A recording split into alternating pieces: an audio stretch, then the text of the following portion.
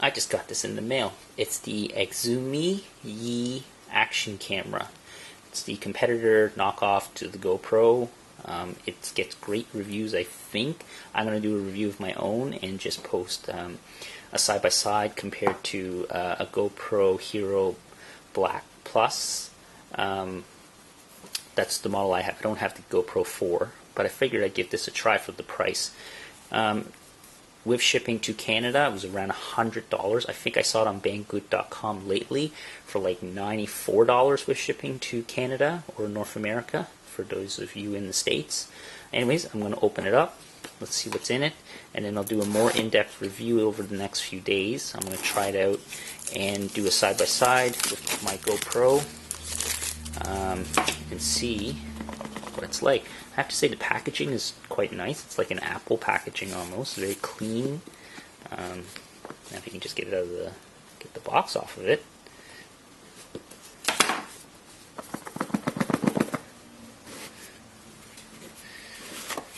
Nice packaging, very Spartan. A little piece of foam there. I opted for the white one as opposed to, I think they have a yellow or a neon colored one. Let's get this plastic film over it. Get rid of that. The lens. Now it doesn't come with any polycarbonate case like the GoPro does, an underwater housing or a waterproof housing, or water resistant housing I should say. So far, looking at it, the build quality is quite nice compared to, say, like the SJ4000. I think that's the model of some of those other action cameras out there. Yeah, it's quite light, but it's probably because there's no battery in it either. Yeah, no battery yet. The build quality seems very nice, I have to say. Little rubber thingies here for the back door. An expansion port out for HDMI and USB, micro USB, and then the SD card in there. That's kind of cool. Wi-Fi button. Regular mount for, I think this would be, I forget what size thread that would be, but it's your standard thread, I think, for a tripod. An LED light. Now there's no LCD screen to see what mode you're in, so I'll have to read up on the instructions, and it looks like there's an LCD light all around that. Let's see what else is in this box.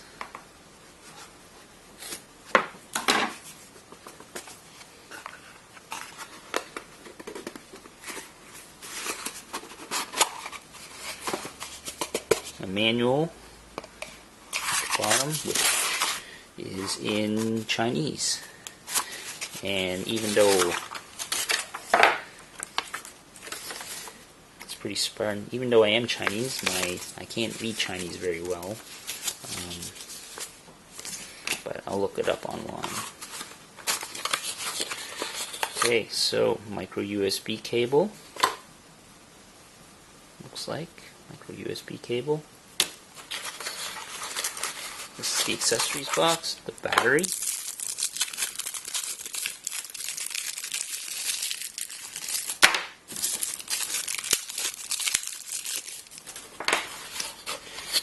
And that is it. Okay, let's pop the battery in, see if it turns on.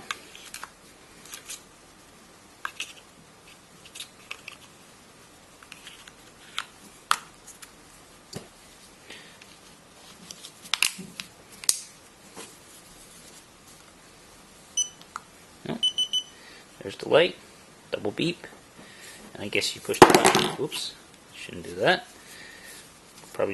Probably wouldn't be a bad idea to get some type of lens protector for it. It's wide angle. Alright, so that's my initial unboxing of this, and I'm going to do a comparison side by side with the GoPro and show some quality. It says on the back of this it films up to, I think, 1080p 60 frames per second. Uses a Sony CMOS. It weighs 72 grams, takes a micro SD, high capacity. Yeah, and that's about all I can make out. Take a 1 amp, 5 volts.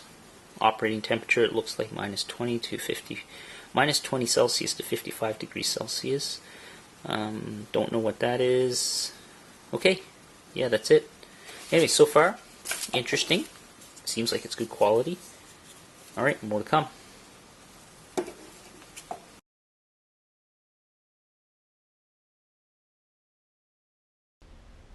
Okay, I have the GoPro and the Xiaomi Yi Action Camera taped side by side together. The lenses are exactly the same distance or the same focal length from an object. So I have them both recording. So this is going to be just a test, just to see what the image quality is like, what the volume or the sound is like, just mostly of me talking.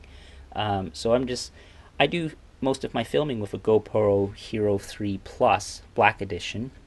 And right now I'm filming in 1080p 30 frames per second, which is what I typically shoot in, but I'm going to try some of the other modes later.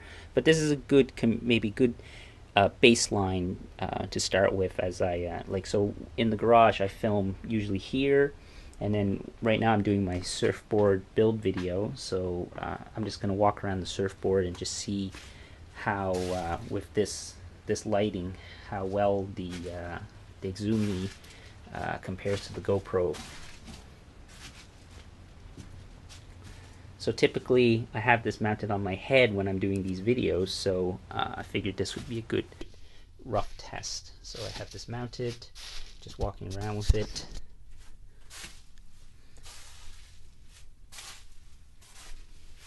I don't have any of the mic holes covered. They're all free, so I made sure to do that. So I'm filming the bottom just to see what the dynamic range is like, because we're going to have light shining this way, and this is going to be darker, so we'll see. And then we're going to go outside, and I'm going to film outside a little bit in the full sun, and then I'm going to film in low light later when it gets darker, in the house and maybe outside as well. Okay, so I'm going to head outside, and right now I have this just one light, so I'll just shoot over here for a second just to see what things are like. Put this paintbrush up, maybe a drill. Hopefully this isn't too shaky.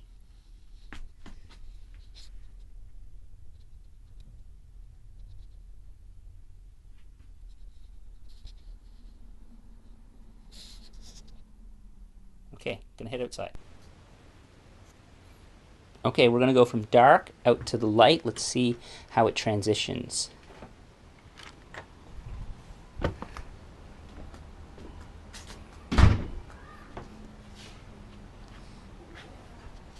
So I'll film in the full light here. Film these green onions that I have growing.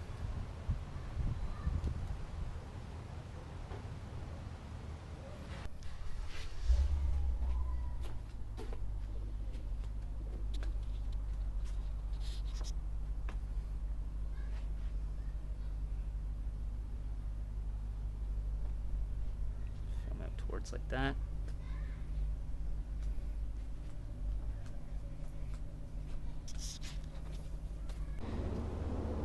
Okay, now we're filming outside on a cloudy day, and let's see what this looks like. I filmed on a bright sunny day these green onions, so let's see what they look like on a day that's overcast.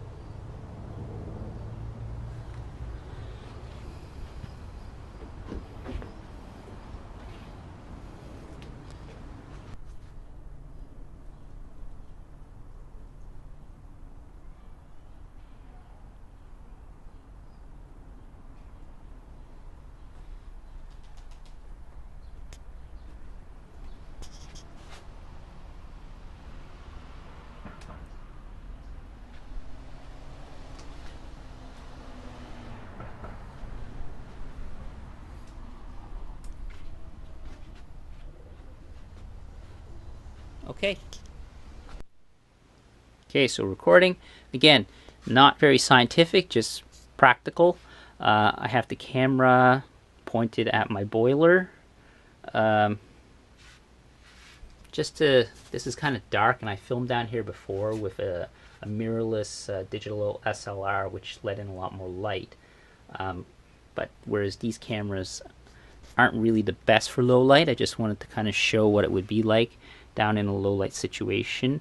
The type of light bulbs I have down here are just some compact fluorescent 60-watt light bulbs, just kind of scattered through the basement. This kind of gives an idea, just shining up against some dark and light spots. And again, this is just to do the comparison against the two different cameras. Shooting at 30 frames per second. I might post a separate video of 60 frames per second separately from this. Okay. Let's see if I can get a view of the gauges. Let's see how that looks. If I'm steady enough.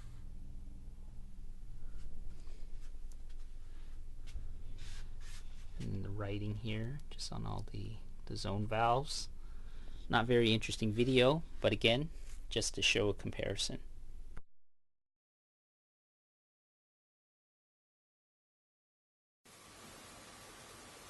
So I've had a chance to play with the camera a bit more, the Xiaomi Yi Action Camera. It works really well so far from what I can tell. A great value for under $100 Canadian. Compared to the GoPro, which is like 4 or 5 times more expensive depending on which version you get. In fact, I think some of them are up to like $600 or $700 depending on the bundle. It's very bare bones what you get with this camera.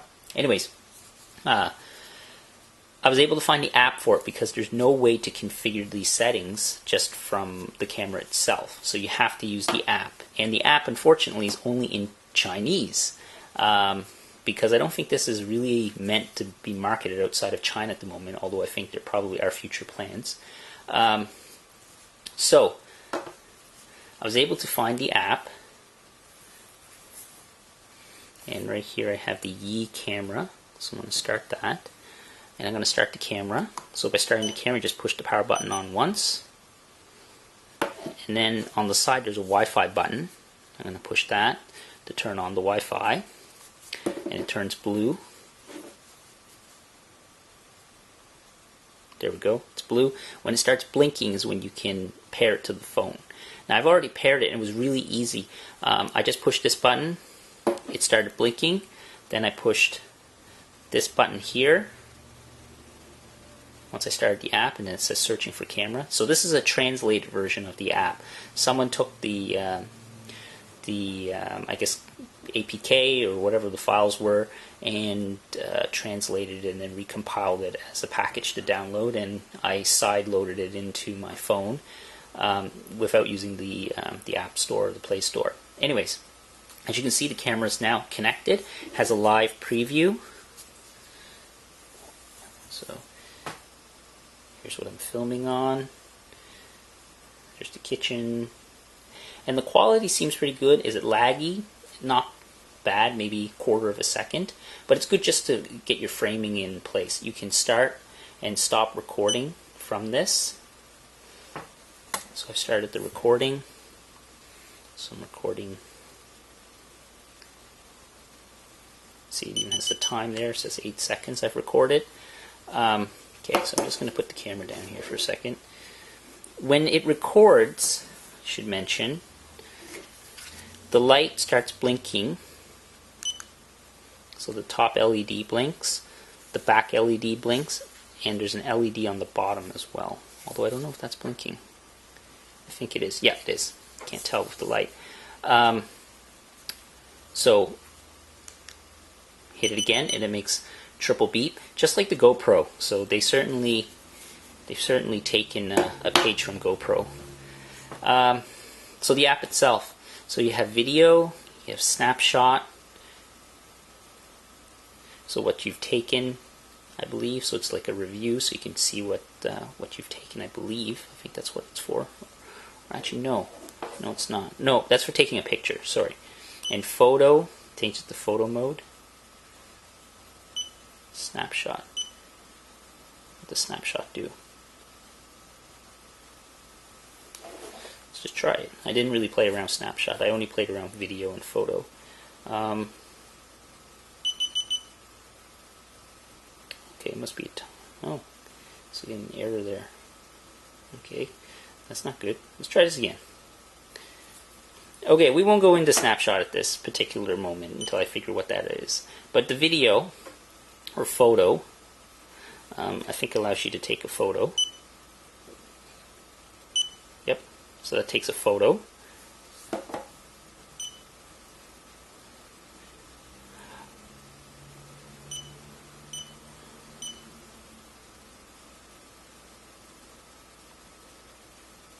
Okay, I believe snapshot is so you can review what was taken. Hopefully I got all this in frame. Well, not really looking at the camera. So on to the important part of the app. The live preview is nice, but I'm not really going to control it from the phone. I doubt most people will. It's just to configure it. It down here tells you the camera battery, although it says 0%, so that's not all that accurate. My phone battery. So if I click on settings, the little button at the top right hand corner, click on settings, what do I get? I get quality, so you can adjust the quality from high, low, normal to low. Timestamp, you can turn the timestamp on or off, the date and time. Resolution, this is what I like. This is what the most important feature for me is, to adjust the resolution. So you can go from 1080p, 60 frames per second, widescreen, 30 frames, 48 frames, 24 frames, down to 4:3 in 1080, or a 720 I mean, or this is 960, I'm sorry. And then we can go down to 16:9. So this is standard resolution, or standard definition format, but in high definition, I believe. Anyway, so these are all the settings. But the ones I use are just widescreen, 30 frames per second typically, or 60 frames per second. So I'm just going to leave it on that. You can change it from NTSC to PAL, metering mode, resolution. Yeah, metering mode, center, average spot. Resolution for the photos, you can adjust all that here. Won't go into too much detail about that. Default photo mode, you can do normal, you can do, I think, self-timer, lapse, burst, yeah, all that stuff. Timestamp on the photo. So the camera, you can do a preview to turn this on in the app, I think. Auto low light, loop recording, lens rectification, I don't know what that's for. Automatically start Wi-Fi on boot instead of me pushing the button as I did earlier. There's a buzzer volume to change the beeps. Wi-Fi settings. So anyways, LED mode, depending on if you want the LEDs to be on or not. And then the auto power off of the camera, 3, 5, 10 minutes. And then just device number stuff. The model, serial number, firmware version. Although, and there's also, you update the firmware using this app, and it said there was a new firmware, but I haven't updated it yet. There's also a find camera feature, which if I click, it'll start beeping the camera. It's kind of interesting. And then you can restore factory settings. So all in all, a really good featured packed camera for the price. Considering now you can get it for $90, I just checked, $94 on banggood.com with shipping. For what you're getting, so far it seems to be a really good camera. Yeah, so I really like it, and it's a great secondary camera if you already have a GoPro. I won't use this exclusively at all because I like my GoPro. I can adjust all the settings right on the camera. I don't have to go into the app. But anyways, this is a good, solid action cam so far, it seems. And I might put it on my copters, my multi-rotors, because it's better than strapping a GoPro on. That's a couple $100, whereas this is like, $100. Not quite disposable, but certainly not going to, it'll lessen the blow if you crash and you smash it, which often can happen while you're flying multi-rotors or anything else that's action-oriented. I should mention that there's third-party cases. There's an original case that you can get for it, a Lexan polycarbonate case, I believe. Makes it waterproof. You can also get just different mounts. So it screws in here and it works with the GoPro. I don't have any of those yet. I was just looking online. I see that stuff. I might order some of that. It's bare bones when you get it in the box, as I showed you earlier when I unboxed it. But anyways, so far, really, really liking this camera just for the price and the quality of the images, of the video quality.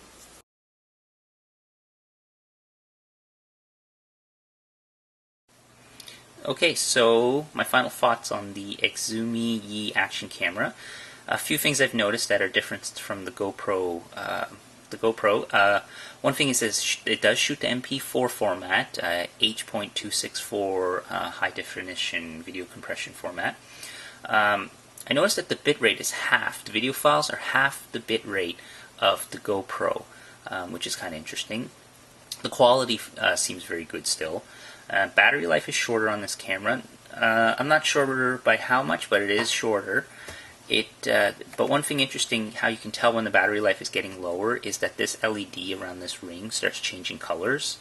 The color saturation on this camera is definitely a lot deeper, so it's probably not as easy to color correct with these videos. I could be wrong on that, I'm not 100% sure. I noticed just the GoPro, the colors are a little bit more muted, they're flatter, not as saturated. And I think they do that so that you can color correct. Also, this doesn't have like Pro Tune, whereas the GoPro does have Pro Tune. Okay, so this also doesn't come with any accessories except for a USB cable. There's not as many video shooting settings, and you have to use the app to configure all the settings. So that's a bit of not too much of a negative. It is nice that you can have the live preview. The pros, excellent price, really great price. That's what makes this camera so valuable. Like it's feature packed for the price. Very good video quality. I have to say, video quality is really good. Even though the colors are a little more saturated, the sound is good. It has a built-in hole here for your tripod, standard tripod 1/4-inch thread. HDMI out, and it can take still photos. I haven't played around with that too much, but it can take still photos. And the accessories are available online at a very reasonable price. So anyways, my overall impression of this camera, I really, really like it. A great secondary action camera, or when I'm shooting some of my other videos. For the price of it, it's like almost disposable. Not quite, but it almost. Like sticking this on a quadcopter, and if you crash, not having to worry about it is a big plus. Like you're not losing $500-600 in a GoPro for your top-end GoPro anyway. So I really like it, and that's my review of it. Hopefully this helped out some of you, and if you enjoyed the video, thanks for watching, and subscribe.